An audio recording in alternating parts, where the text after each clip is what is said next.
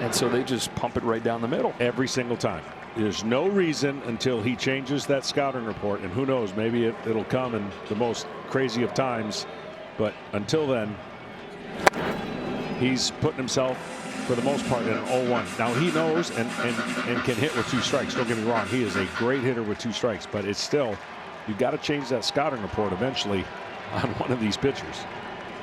Yesavage home with an 0-2, and he strikes him out, finishing off a 1-2-3 first inning, and a first inning for the Blue Jays that could not have gone better. As Freddie Freeman leads off this inning, takes a splitter for a strike from Trey Yesavage. That splitter looks a lot better. Already has the feel of the pitch that we got to see against the Yankees and really against Seattle. And then the slider, which he had to throw 32 times. And I say had to because he didn't have the other ones. He didn't want to have to throw that pitch 32 times. No, the order of operation will be fastball top of the zone, splitter starting in the middle, working its way out of the zone. Now with Freddie Freeman, his ability to get last minute bat on that kind of ball is unique in itself. So you're going to have to throw a fastball at the top of the zone. If you want to get him to miss your splitter, he has to see a fastball at the top of the zone. Change his eye level. Another 0-2 from Yesavage. Popped out of his hand, 1-2. All 5 hits for Freddie Freeman in this World Series, including the walk-off, have come with 2 strikes. So he's been for a long time. So tough to put away. 36-year-old reigning World Series MVP on a 1-2 pitch. There's that high fastball, and he fouls it off. It's got to be higher.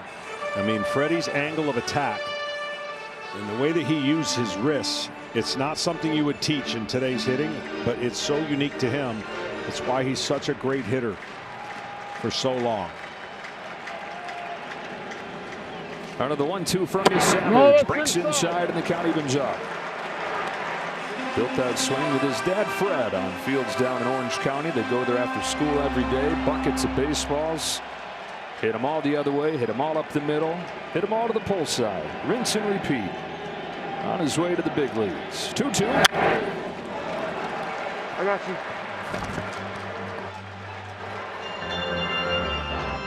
There's Fred.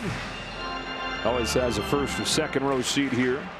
One of the great images of last year's World Series was their embrace after the grand slam. 8th pitch to his boy is swung on and missed. He finished it with a splitter.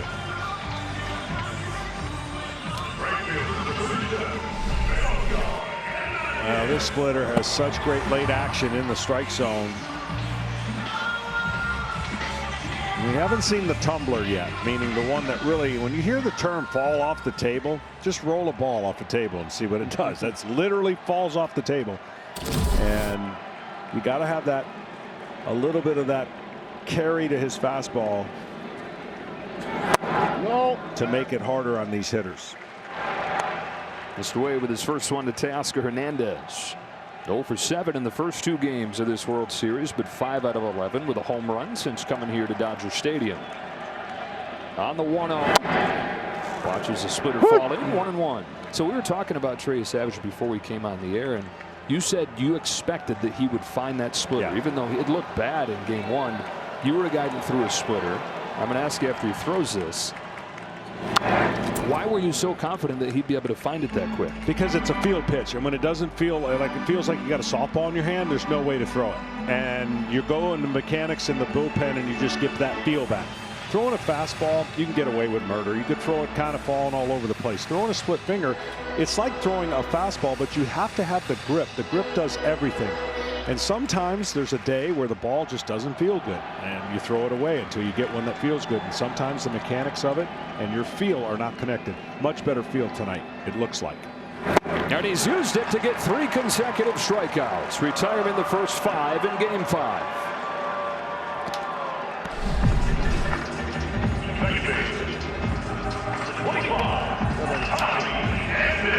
And he's using everything perfectly balanced. 8 fastballs, 8 splitters, 7 sliders. That's way better than 32 sliders. Right, when that's their 3rd best pitch. Yeah, he was fighting hard to stay in that game. Give him all the credit for a young, inexperienced pitcher to keep the Dodgers to only 2 runs with the stuff that he had. was remarkable because he kept them in the game, and then of course they went on to win that game.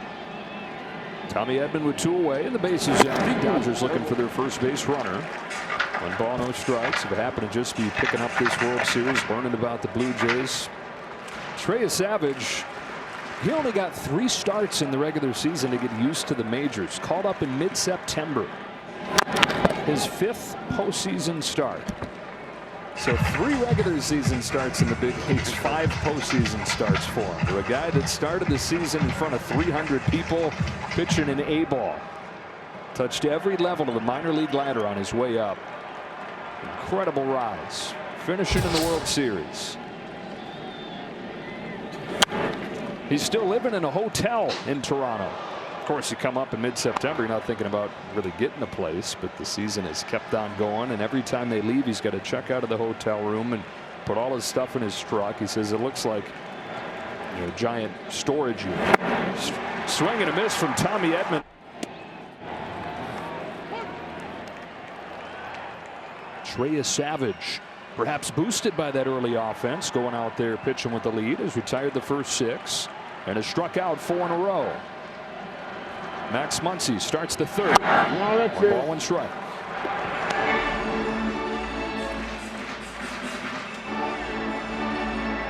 Strikeout stuff when he's right.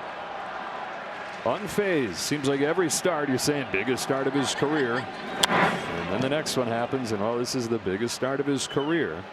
It's his 5th postseason start. He mentioned first one on the road. Even during the regular season, those 3 major league starts that he made, only one of them was in a true major league road park. One of them came in Tampa Bay, where they're playing at a minor league park. The other one was in Kansas City. Yeah, this is different. They say they drafted him, though. Yeah, for the uniqueness, but for the demeanor.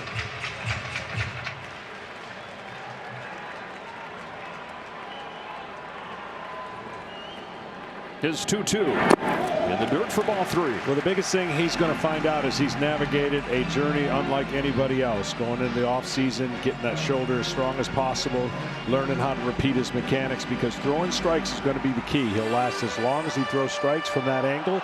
It's a tough angle to just be consistent. He's been really good so far. He strikes out Muncy with a slider to the knees, and it's 5 in a row.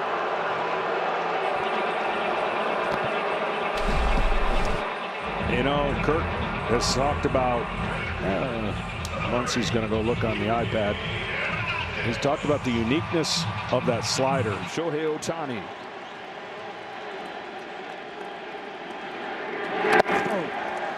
Ohtani 0 for 3 yesterday.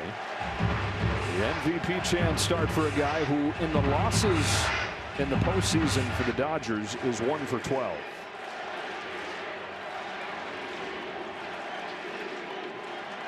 He goes, they go. Ohtani takes a strike, 1-1.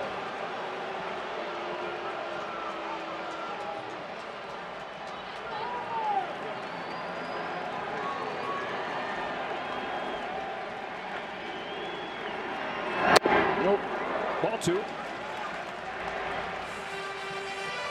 To throw that high or have that high release point, you have to arch. You have to. There's just no way to get downhill without arching your back and getting that arm way above your head. There's the arch. And then what happens is when he's locked in, throwing high fastball should be pretty easy. But when you try to throw down, that's when it gets disjointed. That is like this action way up high. Trying to throw a ball down is not natural. 6'4", most over-the-top release point in the majors. A 2-2 to Ohtani. Yes, swung out and missed. Swings himself out of his helmet. Got the head to it. So yeah, I mean, this guy's gonna, you know, he's using the slider versus right, some left. The split's obviously his out pitch, and he sort of shows his fastball. But we just got to keep taking good at bats. A lot of baseball left. Toronto Blue Jays have more than half their hits on first or second pitches of at bats. They started this game 2 home runs in the first 3 pitches. What do you have to do to counteract that? Let me know. Yeah, I'm gonna wait on this challenge right here. You know what? I think that. What was your question? I'm sorry, Chief. It's about the first early count swinging. Yeah, you know, beginning in this game. Yeah, these guys, we know these guys are aggressive early in the count, so you just got to make a quality pitch early. And obviously, they got us on the Schneider first pitch. You know, Vlad got us on the heater. But I think after that, I think Blake's been really good, to be quite honest with you. So yeah, we got our guy out there, and he's going to keep going. Thanks so much, Dave. All right. That slider right there from Trey Yesavage with you threw out a necessity in game 1. He's throwing with confidence here. He's had 12 swings against that pitch, 8 misses. And there it is again. He's comfortable in the release point right now. Struck out Betts on 3 pitches last time. Starts him with a fastball here. He has set a new record for a rookie pitcher, 34 strikeouts in 1 postseason, breaking that of the guy that was probably the best comparison for him coming in short amount of time to get ready for the postseason. Michael Wacha back in 2013 with the Cardinals. 1 year after he was drafted, made 9 starts in the regular season and then went 4-1 in the playoffs as St. Louis won the pennant. That was 3 times as many tune-up starts for Michael Wacha as this guy had. Strike 2 on Betts.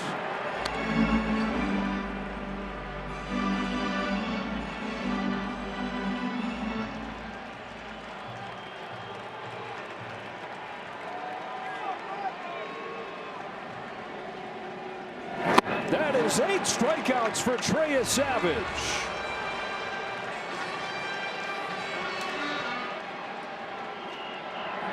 And you look at the Dodger offense disappearing here the last few series. Yeah, they faced tough pitching, particularly tough, I think, Phillies and Brewers in the lead up to the World Series. But they had long stretches this year where this would happen.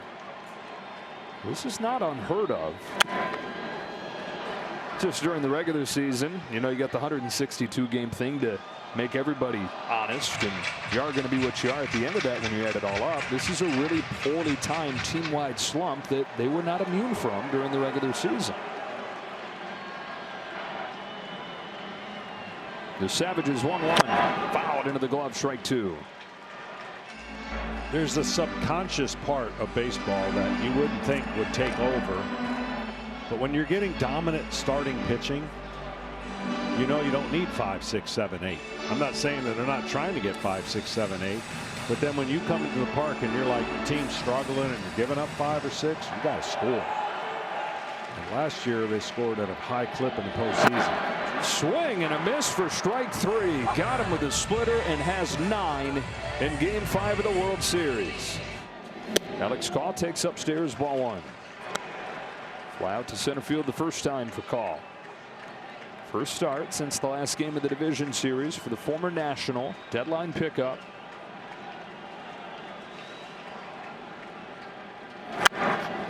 Straight up.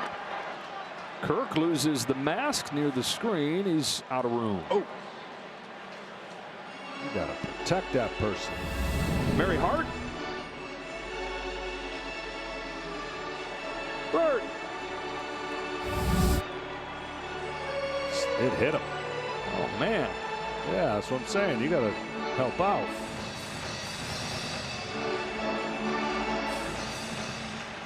They screened him.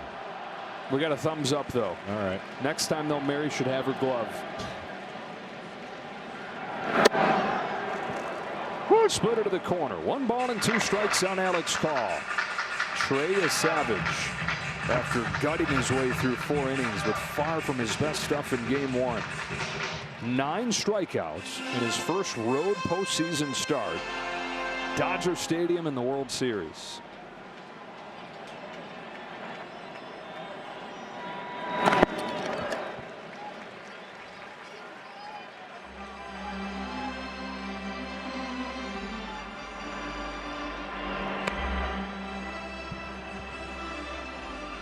Timing of his landing is so important again to his. A couple times I've seen a short stride that messes up. He spikes it. You see his feet kind of kicking the dirt when that happens.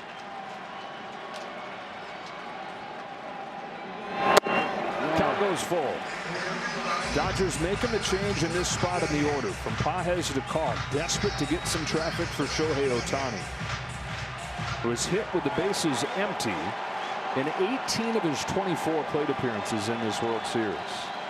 3-2. Call. Chases what would have been ball 4. Jays 3, Dodgers 1. Bottom of the 6th. Smith. Strike 1. You know, the strikeouts prior to tonight, and even with tonight, because Blake Snell has 6 of them, almost even in this series. So these teams are putting the ball in play at the same rate. The average on balls in play significantly better for the Blue Jays. Part of that is a credit to their defense, taking hits away from the Dodgers. Yeah, and they're a different style of offense. Dodgers really do slug. They're looking to slug.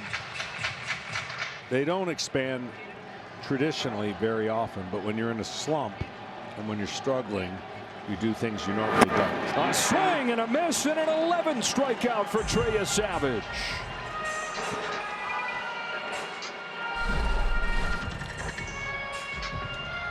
That just bites down, and like I said, you do things like Smith. Smith doesn't swing too often at pitches like that.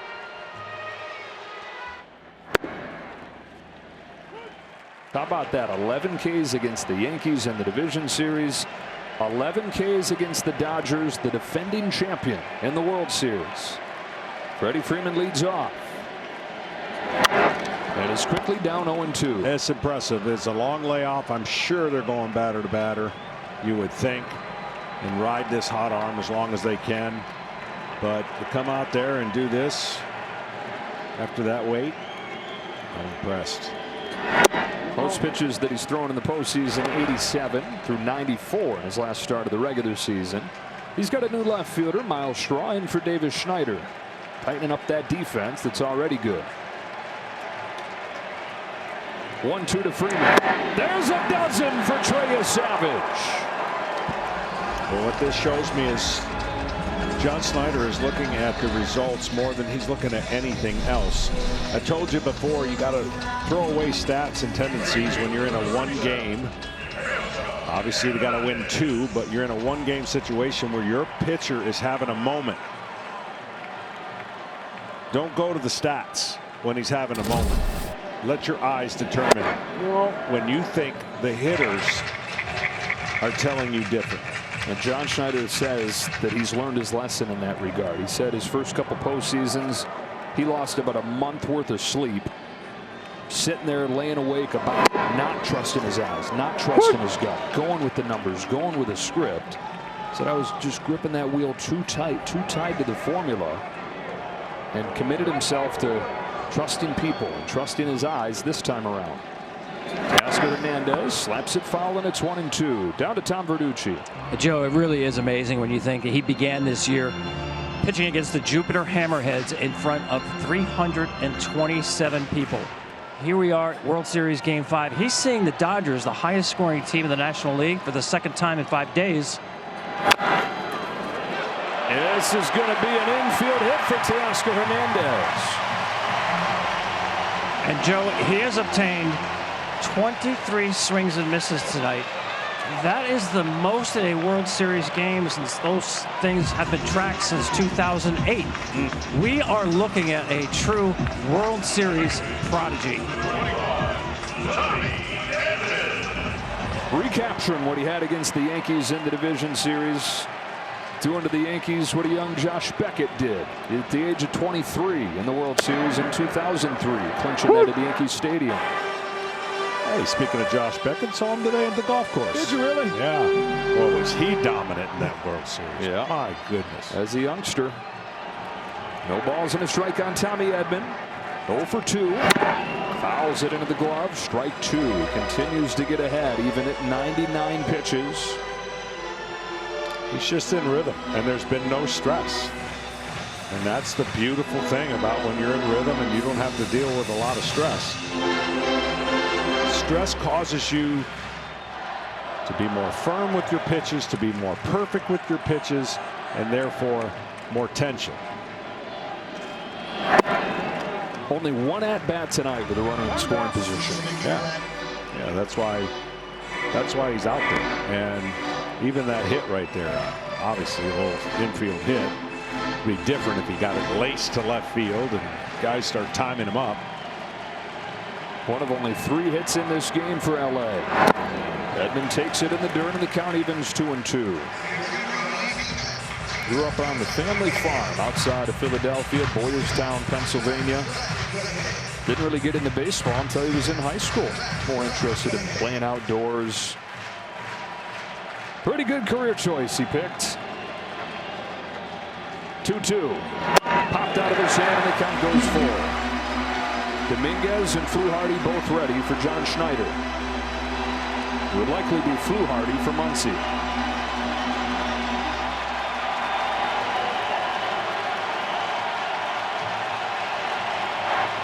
Payoff. Fouled off, and he barely stays alive.